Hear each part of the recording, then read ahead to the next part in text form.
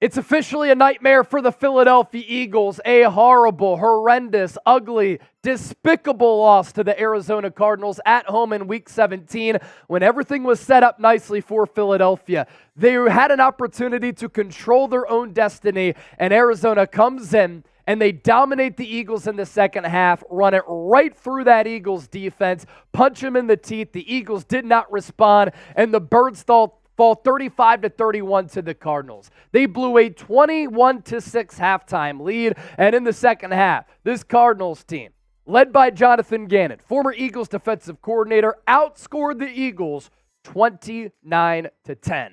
I have a lot of thoughts about this loss, what transpired, the ugliness of it, and we're going to talk about this coaching staff, but we do have to begin with the most important news coming out of this game, and it is the injury to Eagles wide receiver DeVonta Smith. Last drive for Philadelphia, previous to the Hail Mary, he got rolled up on as the lead blocker on a 3rd and 19 screen. There was a little bit of a bubble pass from Jalen Hurts to the left side, and DeVonta Smith was the blocker. Somebody fell into the back of his leg, and it didn't look pretty. He left the stadium on crutches as well as in a walking boot, and it looks as though DeVonta Smith has suffered a potentially serious injury.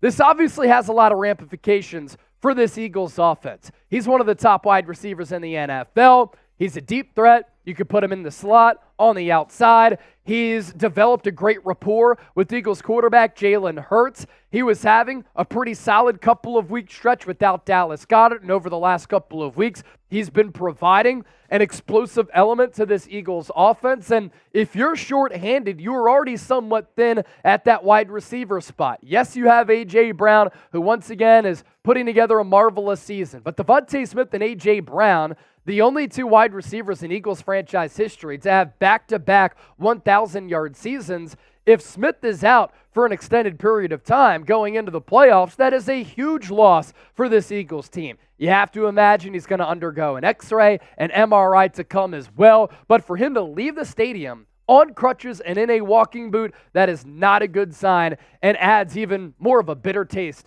to your mouths as an Eagles fan and after the Eagles suffered this listless loss. You look at these offensive numbers for the Arizona Cardinals. It's almost as if this switch to Matt Patricia didn't work. And it's almost as if Nick Sirianni made the wrong decision as far as a coaching change, or this was a panic move, and this is something that hasn't really solved many of the Eagles' issues. Because yes, this Eagles defense had gotten better on third downs and in the red zone the last 2 weeks, but it's come against Drew Lock and Tommy DeVito and Tyrod Taylor. They went up against Kyler Murray, and Kyler Murray cooked them throughout the duration of the day. And the Cardinals were able to run the ball right through the heart of that Eagles defense, putting up 449 total yards, good for a yards per play of 6.2. Kyler Murray, 25-31, 228 yards, made some plays out of structure, was able to shake off a Josh Sweat sack and throw for a touchdown on that one-handed grab to James Conner. This is really the big number here right here, though. And this is unacceptable for this Eagles team. The Cardinals ran it 40 times for 221 yards and average yards per pop of 5.5. And ever since this Eagles defense went into the bye, giving up the fewest rushing yards per game in the NFL, they've all of a sudden become an awful rushing defense. And what's awful about this defeat for the Eagles is that they got a 99-yard pick six off of Kyler Murray for Sidney Brown. That was the turnover. Oftentimes, the Eagles have been on the other side, the wrong side of some of these turnovers. You had that momentum changer. You go into recess with a 21-6 advantage, and then you get dump trucked in the second half, giving up 29 points, and you only score 10. Those are 2 straight weeks now against the Giants and against the Cardinals, where Philadelphia has gone into the locker room with control, and they've lost those advantages. The Cardinals, because the Eagles couldn't get them off the field, and they kept running it time and time again, dominated time of possession. Almost 40 minutes to 20. And then you look at this Eagles offense. Part of this, and the difference between the numbers, is that Philadelphia wasn't on the field all that much. You had the time of possession at 20 minutes right here. But this offense had opportunities for long drives, to put points up on the scoreboard, to make things go in their favor.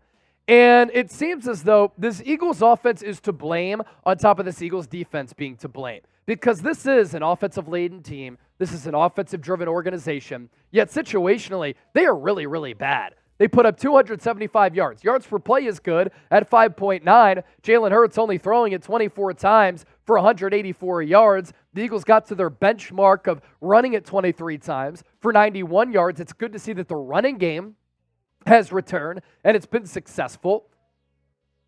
But something is just wrong with this Eagles team here. And ever since that loss to the San Francisco 49ers, when the Eagles were 10-1, this has just not been the same football team.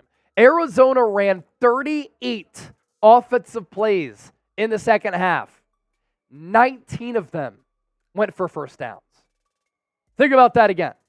38 offensive plays in the second half for this Cardinals team. 19 went for first downs. So they were getting chunk play after chunk play after chunk play, and this Eagles defense had no answers. And the unfortunate part of this Eagles loss is that they controlled their own destiny. They had an opportunity with the win today to maybe get the number 1 seed if the 49ers were to lose next week to the Rams. They had an opportunity to get the number 2 seed, and now all of that has slipped away from their grasp. It looks as though the Eagles are going to have to go on the road in the wild card round to play the winner of the NFC South, which mathematically is most likely going to be the Tampa Bay Buccaneers. Philadelphia beat Tampa Bay earlier this year on Monday Night Football in Week 3. But with the way that Tampa has been playing, and Baker Mayfield up until today had been slinging it, and with the Eagles free-falling here, what is the line of that game going to be? Are the Eagles even going to be road favorites against the Buccaneers? That's how quickly things have changed for this Eagles team. They were 10-1, and now they've lost 4 of 5. And after last night, we were rooting for the Cowboys to beat the Lions. They were gifted that win by the officials, but we were rooting for the Cowboys to beat the Lions because if the Eagles beat the Cardinals, most likely going to beat the Giants next week, or at this point, you don't know what's going to happen week to week with this team. The Eagles were most likely going to be sitting pretty in that number 2 spot. Now, they drop all the way down to the 5th seed, and if they have any hopes of making it back to the Super Bowl, they're going to have to go on the road and win 3 times in the NFC playoffs. And the chances of doing that, very, very thin. What's concerning about this team right now, they've gone from 10-1 to 11-5. They have lost 4 of 5 throughout my entire lifetime. Usually Philadelphia is a team that plays its best football in December and January. And they've been one of the most successful organizations in the NFL since the turn of the century. To lose 4 of 5 with everything in front of you is uncharacteristic of this organization. And Hassan Reddick even said it best. We blew a great opportunity here today. So they've lost 4 of 5. They're going into the playoffs playing bad football. Sloppy mistakes continue from turnovers to penalties to communication issues where the Eagles are unable to get the right personnel in on time, and they're unable to communicate the play to Jalen Hurts. And that's why Nick Sirianni had to call 2 timeouts when Philadelphia could have used those timeouts. This defense continues to be awful, and this is a poorly coached football team. Offense, defense, special teams. This Eagles team is a far cry from what they were last year when they were a buttoned-up, talented, explosive team that had 70 sacks, which led the NFL, and one of the best offenses in the National Football League. So what say you? This is today's poll question, and this will be our pinned comment. Is it over for the Eagles this year? Type O for over, B for you still believe. This will be the pinned comment on our show, so make sure you go on down and you let your voices be heard. Today's Eagles Now, by the way, is sponsored by Prize Picks. Get a $100 deposit match at prizepicks.com/CLNS and use the code CLNS. Daily fantasy sports made easy, and this is the largest independently run daily fantasy sports app in North America. You choose more or less on 2 or more players' projected stat lines, and you can win up to 25 times your money this season. Producer Chip and myself, we always get our Prize Picks in. Meek Mill is even in on the Prize Picks games. If you've been watching a lot of NFL like we have, Prize Picks starting to run a lot of ads. That's because this app is the go-to app for daily fantasy sports. So sign up today. $100 deposit match, prizepicks.com/CLNS. Use the code CLNS. You put in $100, you get $100 back. I have some notes that I want to get to and some thoughts, opinions that I want to share before we get on out of here. A.J. Brown, still not happy. And I thought that this was pretty telling, that the media went up to his locker room after the game, and he said, I'm not going to talk. There's nothing to talk about. There's nothing to say. It's nothing towards y'all, the media, though, just to clear that up. I know that A.J. Brown, in an article done, in a column done by Mike Sealski of the Philadelphia Inquirer, explained some of his mental health issues. But for him to say it's not the media is pretty telling. To me, he's tired of this coaching staff. And he's tired of this coaching staff not living up to their standard. And he's tired of the players not living up to their standard. And it seems as though something massive is missing from this team year over year. And we did a show last week about A.J. Brown being frustrated. And statistically, he should be frustrated. He's actually put up more numbers on more targets, more catches, and more yards this year compared to last year. But this offense isn't the same unit. This team isn't the same team. And they continue to make dumbass mistake after dumbass mistake. And I think A.J. Brown is just tired of it. And maybe things are starting to come into a clearer view where A.J. Brown is just tired of it all. And he wants to send a message that this is not the standard. This is not good enough. Now, you could say that he could handle himself a little bit better, and maybe you have a point there. But for him to be this frustrated is certainly telling from one of the Eagles team captains, by the way. Sirianni on the Eagles sticking together. He said the message is to stick together. Stick together. A lot of people are going to try pointing fingers, but we're in the playoffs. We're in the playoffs, and a lot of teams just want to be in the playoffs. We got to stick together. We still have goals we want to accomplish. Worry and concern doesn't get any problems fixed. It's good for the coach to say that. And when you hear that, cool, right? But when have you seen a team backpedal into the playoffs, lose 4 of 5 going into the final week, commit this many penalties, turn the ball over, have these communication issues, have a defense that's this bad, and an offense that wanes in consistency, actually make a deep run? And that's what's starting to come into focus now. For me, in analyzing and examining this team, I've tried to maintain my positivity. I've tried to tell people to not panic. Now we're officially at a time where you have to start to hit that panic button. You got to win over the Giants last week. If you won this game and you won the game against the Giants next week, that's 3 consecutive wins going into the playoffs. If anything, the aura of the locker room, the confidence of the team, the mental health of this organization are in a better spot. We saw offensive glimpses last week.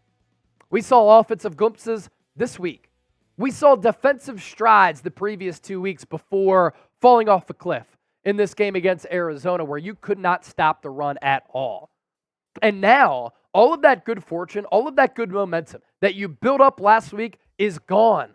And now the Eagles once again are tense. The Eagles going into the final game are tight. Yeah, Nick Sirianni, they might be in the playoffs, but does anybody truly believe? And do the players in that locker room have any faith or belief that they can actually make it back to the Super Bowl? I really don't think so. And I think that that realization is setting in for a player like A.J. Brown. Nick Sirianni, when asked about the final drive after the onside kick, at this point, it is a tied ball game, and Philadelphia catches the onside kick. Eli Ricks. Arizona, weird decision to go for the onside kick. There's about 5 minutes left, but the Eagles are gifted the football inside the 50. If you score a touchdown there, at worst, Arizona's going to be able to drive down again, and they can tie the game with the touchdown, or they can go for the win on a 2-point conversion. But Philadelphia, I thought, got so conservative in that spot. And the play calling was mind-numbing. This is an organization, this is a team culture led by Nick Sirianni, who's even said, we always want to be aggressive.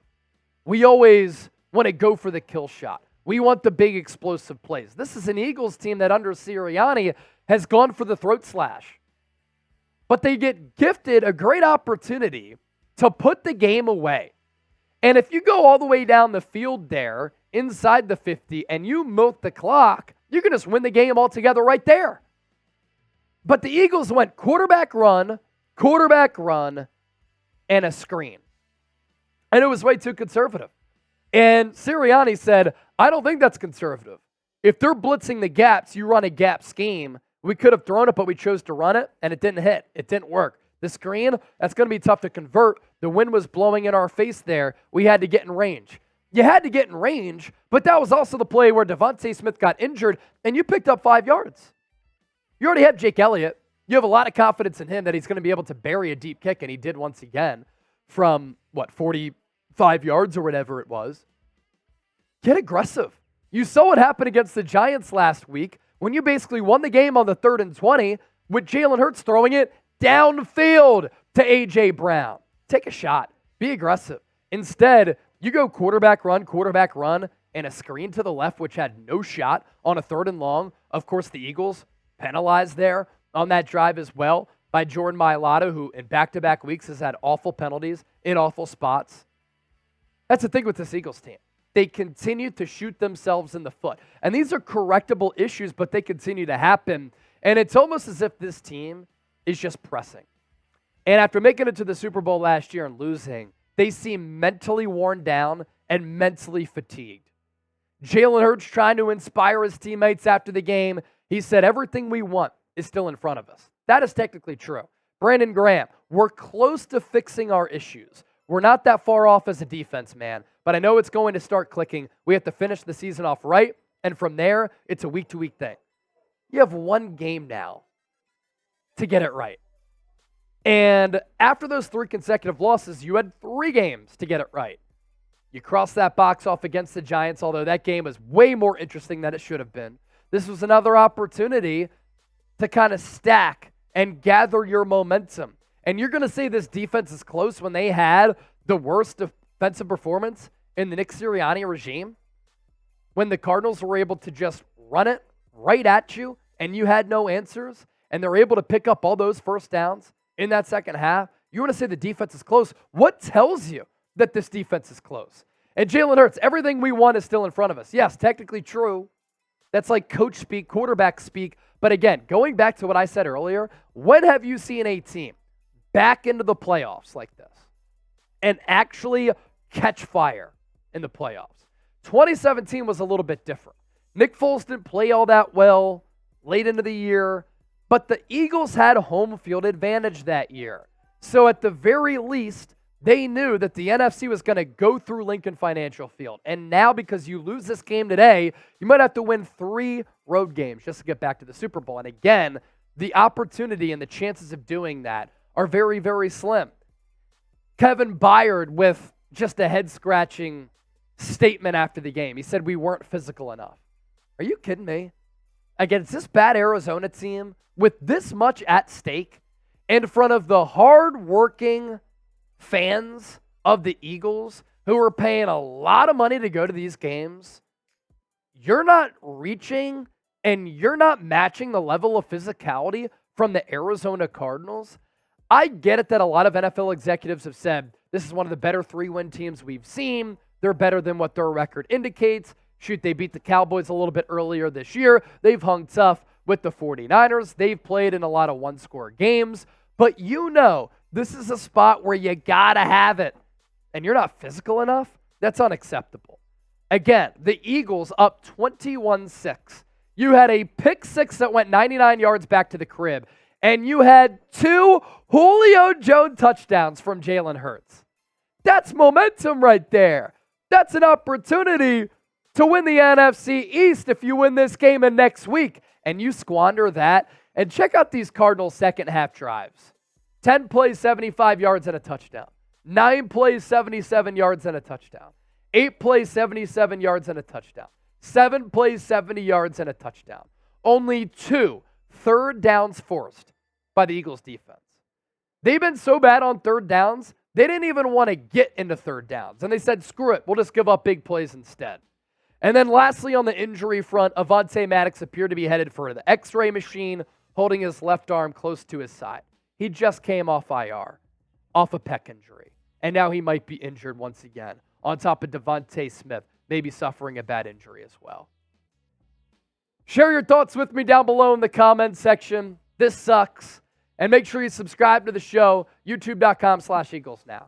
In a wide open league, without like a bona fide clear-cut favorite outside of the Ravens and maybe the Niners, Eagles are letting a great opportunity go by the wayside.